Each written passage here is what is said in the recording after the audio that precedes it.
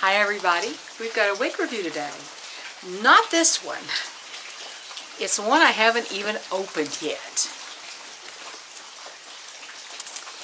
I'm wearing Belle Tress's Caliente and Butterbeer Blonde. I had a little bit of a problem getting my other Caliente and the new color for you. UPS lost it, and it stayed lost. It was never found. But the retailer, God bless her, is actually sending me another one. She found an extra one. In all the back orders, she had one extra, and she said, she said, it's yours if you want it. I said, yes, yes, yes. So that's on the way. But in the meantime, I got another one in the same brand new color. I've got Biscotti Babe. I've never had this before. I had my reservations about it, and I'll tell you why. In the brand new color, Brown Sugar Sweet Cream. I'm going to unbox it right here, and we will see. I have never seen this color before. I've never seen this wig before. Okay? Belle Tress has classy looking boxes, don't they? One reason I was fascinated with this color is it has been touted as a sort of a dupe for my favorite Raquel Welch color, which is Shaded Cappuccino.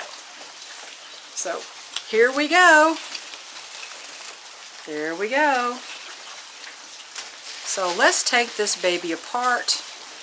Let's take this off and let's take a look at this, okay? First glance, we have ringlet curls. First glance, I can say it's probably not as highlighted as my beloved Shaded Cappuccino. Okay?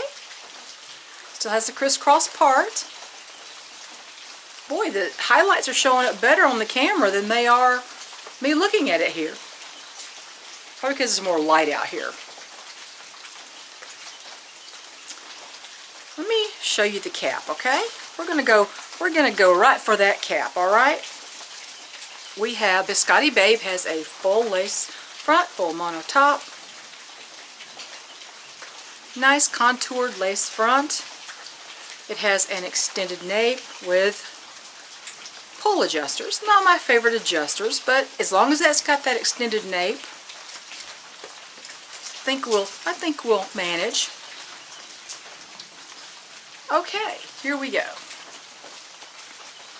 Now I'm going to comb through this, get this back away from the part right off the bat, okay? Because I have a feeling that's where my highlights are, okay? Let's get back to there, okay? Let's pull this baby back. Hang on just a second, okay? Because that is indeed where our highlights are. Looky there. There they are. Now, I'm going to put this on, and I'll be right back.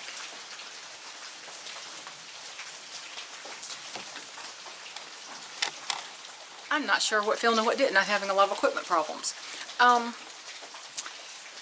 This does come across a little bit darker than say, Shaded Cappuccino, in my opinion.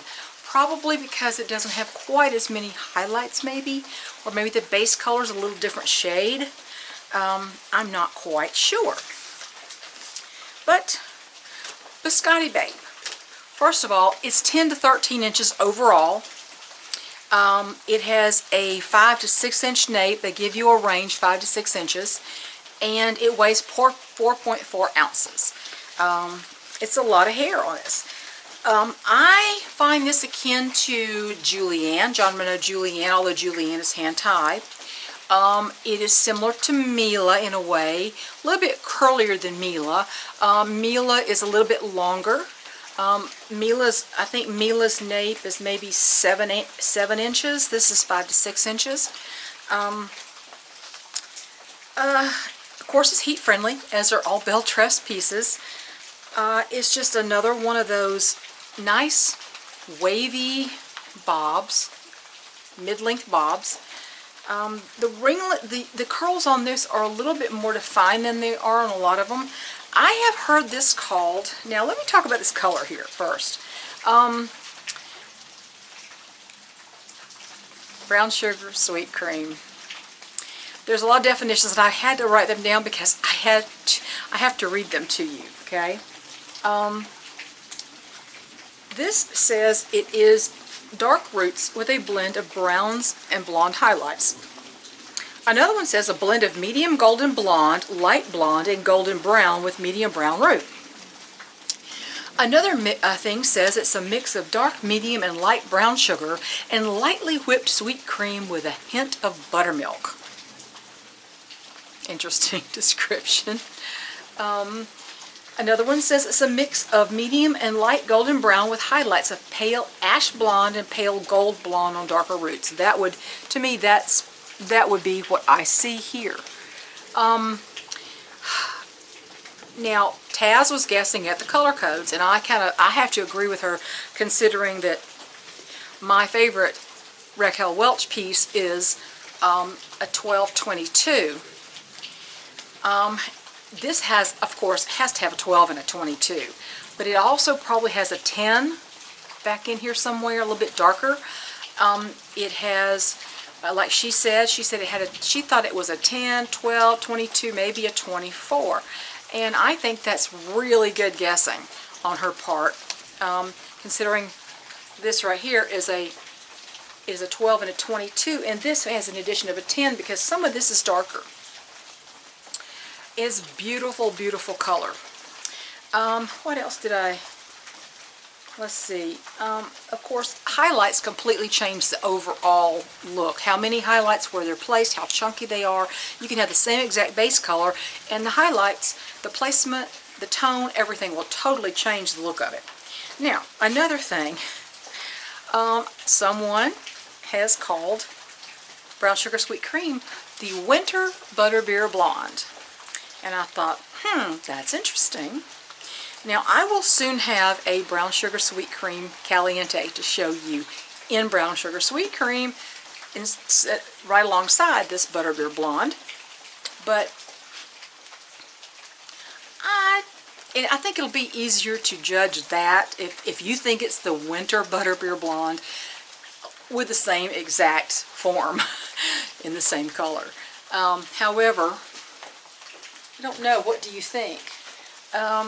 It certainly has some pale ash blonde highlights. It has some gold blonde highlights on this beautiful, this is a really dynamic color. It's actually more dynamic than it looked when I pulled it out of the box. And also, I don't think this films very well in some cases. I have seen some other pieces in this color that look just plain flat brown. This is not flat brown. Not on this Biscotti Babe, it is not. And I think it's a really beautiful color. So I'm going to turn around and show you this again. I've combed through it a little bit.